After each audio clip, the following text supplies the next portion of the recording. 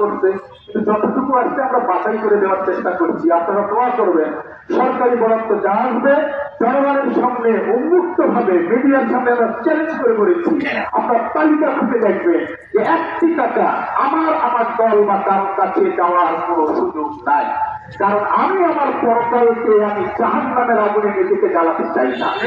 আমি আমার দায়িত্ব, আল্লাহকে সম্মান দিচ্ছে। আমি একজন কলেজের শিক্ষক, তেনাদের হাতে করা কলেজ, সেখানে আমি চাকরি করি।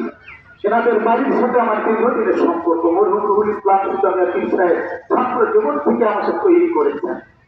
উনি কিন্তু আমাকে এখানে আমাকে নিয়ে এসেছিলেন, আমি কথা বলেছিলাম ছাত্র জীবনে।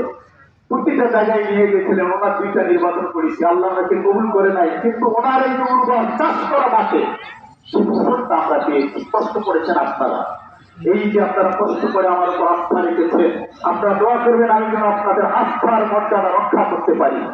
আমি আর কথা বাড়াবো না। আমি সকলের জন্য, আমার জন্য ইমাম সাহেব দোয়া করবেন, দেশের জন্য দোয়া করবেন। সবাই মিলে যেন ঐক্যবদ্ধ ভাবে ফিতনা ফাসাদ থেকে দূরে থেকে সকলে মিলে একটা সম্প্রীতির সুন্দর রংপুরে গঠন করতে পারি।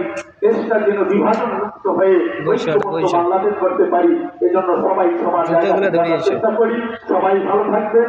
আসসালামু আলাইকুম ওয়া রাহমাতুল্লাহ।